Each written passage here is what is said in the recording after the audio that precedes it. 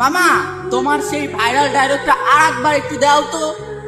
Doctor সাহেব, স্ত্রীর ডেলিভারির সময় স্বামীকে ডেলিভারি রুমে যেতে দিন, যাতে সে কোনোদিন বলতে না পারে তুমি আমার জন্য কি করেছো।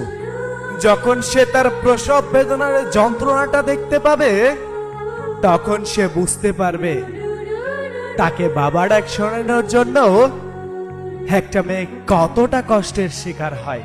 যে স্ত্রী মৃত্যুর সাথে লড়াই করে তোমাকে বাবা ডাক শোনানোর জন্য এতটা কষ্টের সম্মুখীন হয়, তাকে কষ্ট দেওয়ার অধিকার তোমার নাই।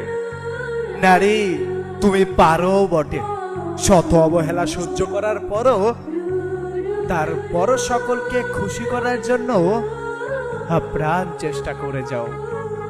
সবকিছু কত সহজেই ভুলে যেতে পারো তুমি।